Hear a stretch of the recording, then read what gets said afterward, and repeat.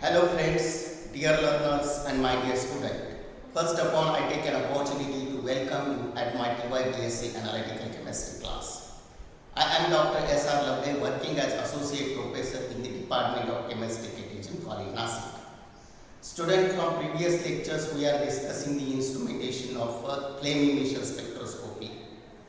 Under this study, we already discussed the first component of a flame emission spectrophotometer, that is a nebulizer burner system. We discussed construction, working, advantages and disadvantages of integral burner as well as premix burner.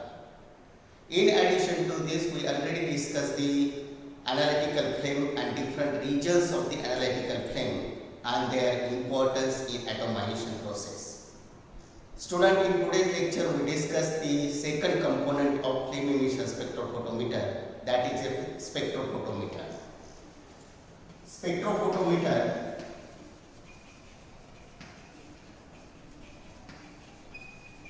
that is a component of flame emission spectrophotometer which isolate the emission line of the analyte element using suitable monochromatic system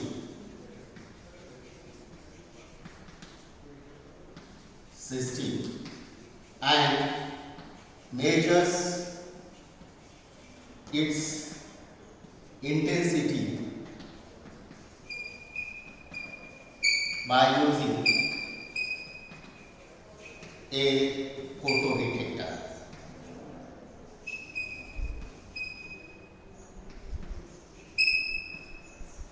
In flame emission spectroscopy, the resonance line or emission line of the analyte element have very narrow bandwidth, and therefore a highly sophisticated or advanced monochromatic system is required to isolate this resonance line.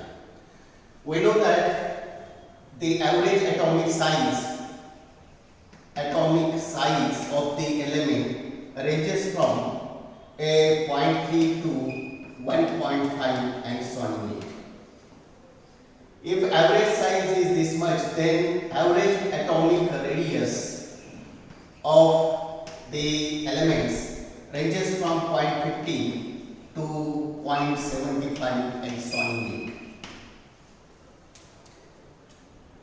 In atom, electrons are added according to Hund's rule and Pauli's exclusion principle around the nucleus or the different cells of the nucleus.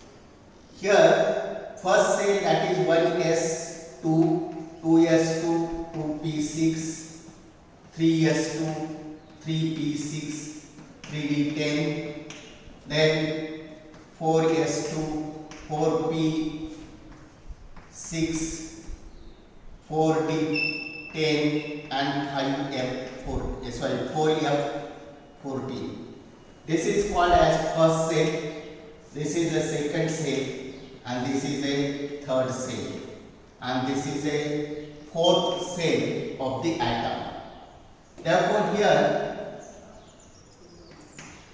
in flame emission spectroscopy, the electrons are excited from any valence cell to next empty cell, that is a excited state. Therefore, here on the basis of number of electron available and by using Hund's rule and Pauli's exclusion principle, atom place these electron in different orbital in this fashion. And therefore, here first cell have a capacity of 2 electron, second cell have a capacity of 8 electron, third cell have a capacity of 18 electron, and fourth cell have a capacity of 32 electron. All these electrons are placed by atom around nucleus, and that is the identity of that particular substance or particular element. The distance between these two cells, first cell and second cell, second or third cell and third to fourth cell, This distance will be depends upon the number of electron placed in that particular cell or orbital. If we consider atomic radius of the orbital atomic radius of atom 0.15 to 0.75, then we can say that here this is a nucleus consisting of proton and neutron. This is the first cell, this is second cell, this is third cell, and this is fourth cell. Now here these electrons are 2, 8, 18 and 32 are placed around this cell. But as the number of cells around the atom are increasing, the spacing between the two levels get decreased. Therefore, if we consider the atomic radius of this particular atom as a, suppose for example, a 0.32, then we can say that the average distance between each level is about 0.08 angstrom unit. But when the cells are increasing, number of cells around the nucleus are increasing, then valence cell and next cell that are very close to each other. Therefore, this distance is again decreases to average distance. Suppose for example in this case it is 0.05 angstrom unit. Therefore, the energy difference between the ground state electronic energy level and excited state electronic energy level, this difference is equal to 0.05 angstrom unit. That means here this is a valence cell of the atom and this is the empty cell next to valence cell. This is empty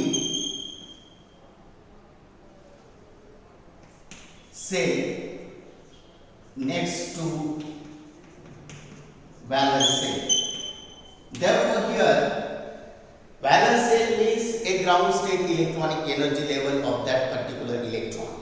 Next empty cell is the excited state electronic energy level of that electron. In flame emission spectroscopy, the valence electron is promoted from a ground state level to excited state level, and when it comes back to its original level, that emits a radiation. Therefore, here the radiation or this wavelength equal to energy difference between these two levels. That is here 0.05 angstrom unit is the energy difference between the distance between the two levels, 0.05 angstrom unit, and therefore this is very small energy gap between two levels. Therefore, very fraction or very low amount of energy is required to excite this ground state electron to excited state electron. Now, in this case, here, when that electron is promoted from a ground state level to excited state level and come back to when that electron is excited from ground state level to excited state level, and when it come back to ground state level, the energy which is emitted corresponding to this energy difference, that is corresponding to 0.0 angstrom unit. Therefore, here it appears the emission line is obtained when electron is de-excited from its excited state to ground state level.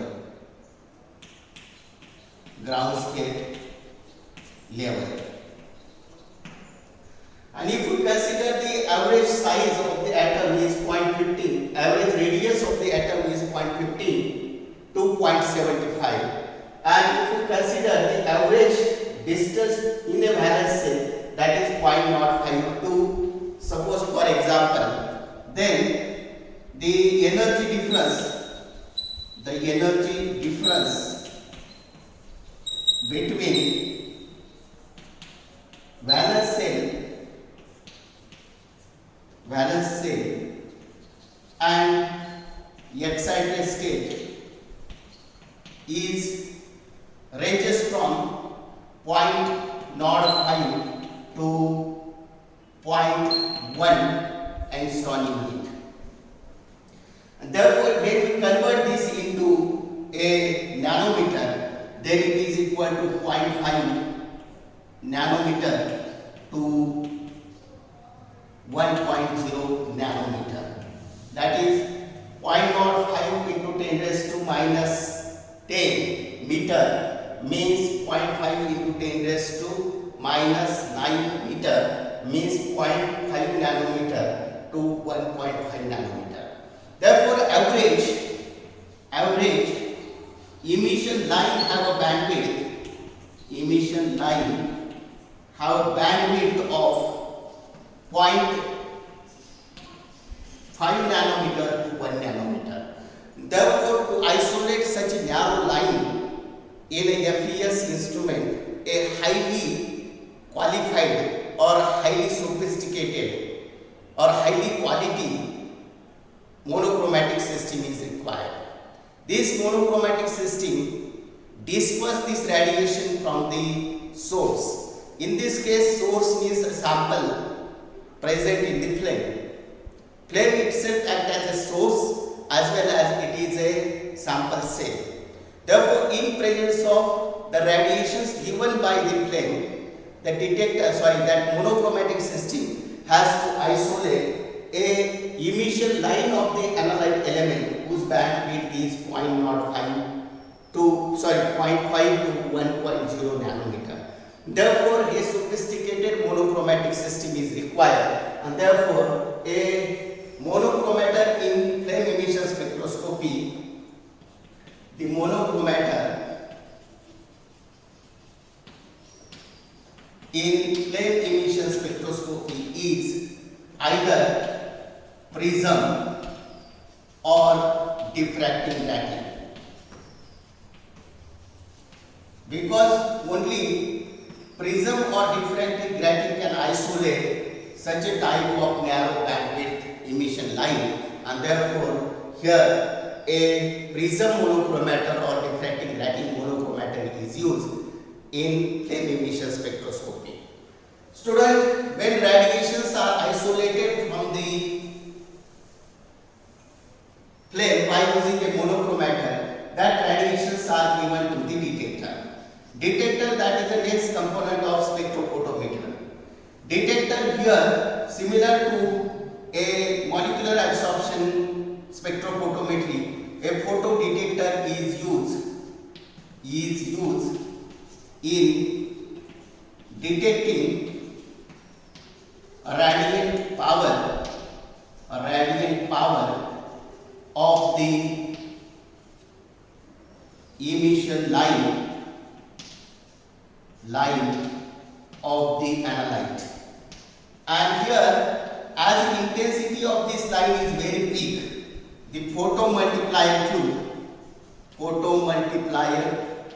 tube is used as a recorder. Therefore, in flame emission spectroscopy, similar to atomic absorption spectroscopy, the photodetector is utilized for detecting the radiation.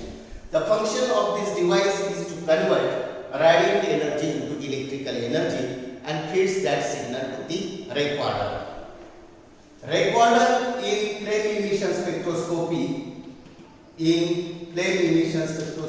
is a galvanometer. That is an instrument which measures the current output. Galvanometer or any electric circuit that gives output of photocurrent. Therefore, generally The galvanometer may be used as a detector, but in advanced instrument, a electrical circuit is used and digital display is present to show the emission reading. Student, this is all about the instrumentation of flame emission spectrophotometry. Here, recorder, that is a galvanometer, diffractive grating is a monochromator, and detector is photomultiplier tube.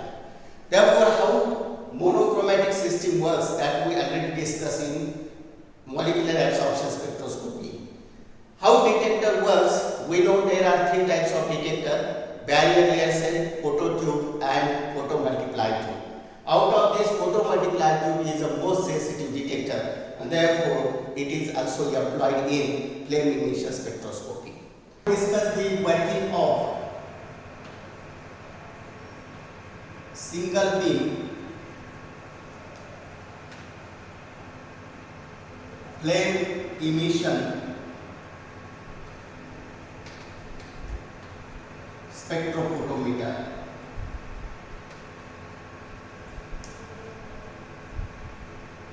Or a flame photometer. Flame photometer.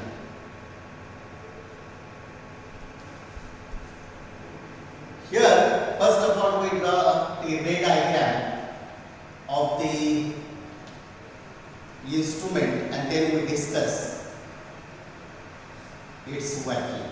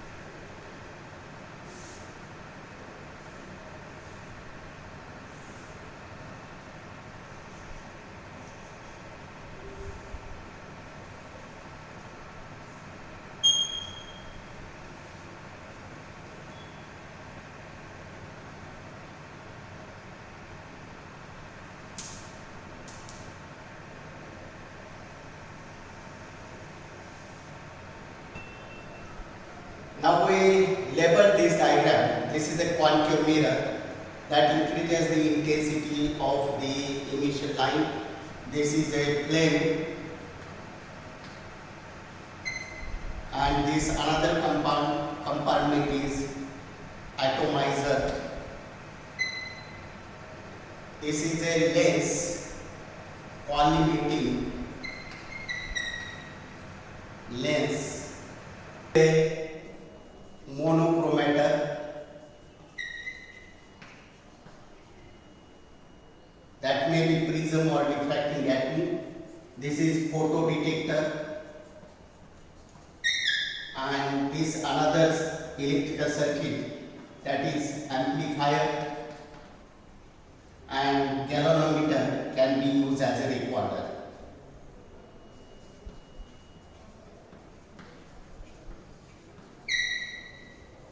This is a ray diagram of flame emission spectrophotometer or a flame photometer. Single beam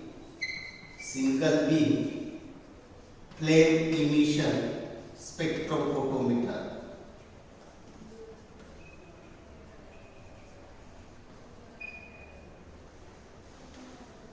Now we discuss how this instrument work. Now this is a atomizer burner system through which sample solution is taken into the flame by Venturi action. This is a inlet for inlet for air. This is inlet for fuel. A flame which is our different region, that is from here. Here a concave mirror is placed in front of this mirror in order to increase the intensity of emission line. Concave mirror focus the radiation towards this lens.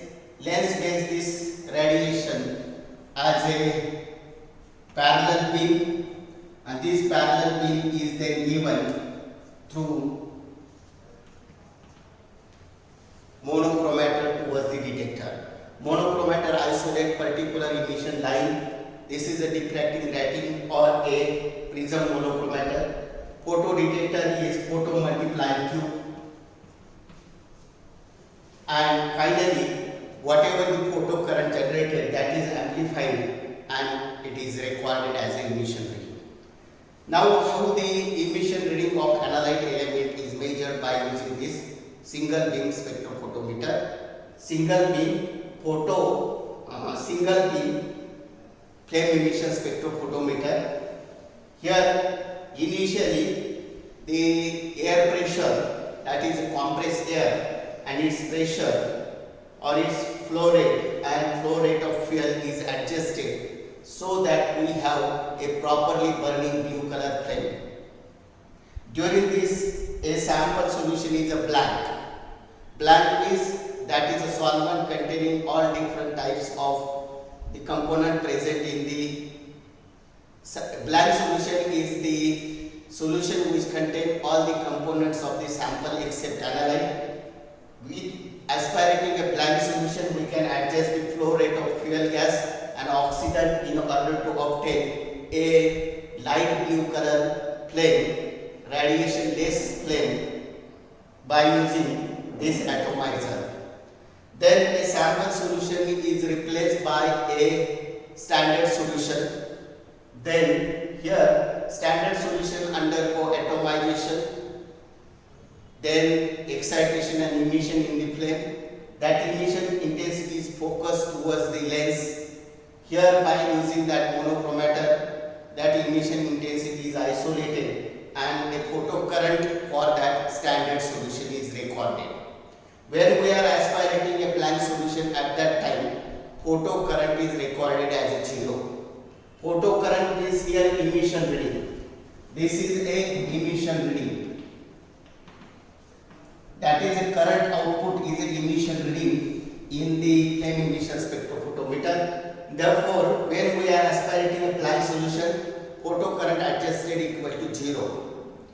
For a standard solution, we can have a specific value of emission reading that may be adjusted by manually. Suppose for example, if we aspirate 10 ppm solution and if we adjust a value 100, that is emission reading 100 for 10 ppm solution.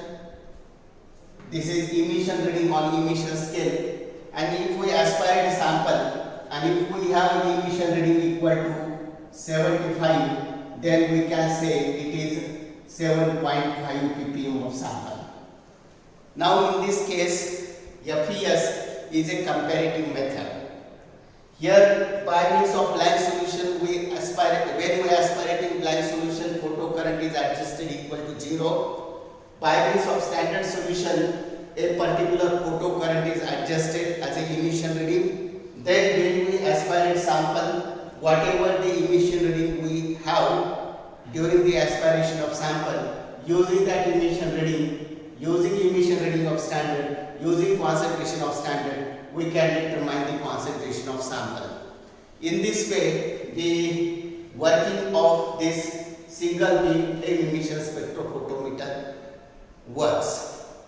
Now we discuss, with our discussion you can find out the answers of following question. Question number 1, what is resonance line? Explain the bandwidth of resonance line.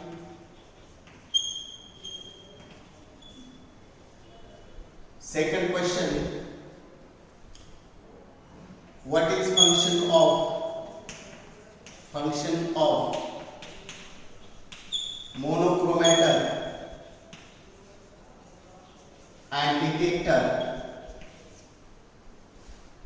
detector in flame emission spectroscopy. Third question, draw a ray diagram and explain the working of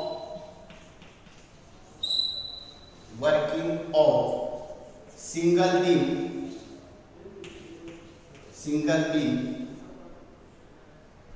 flame emission spectrophotometer.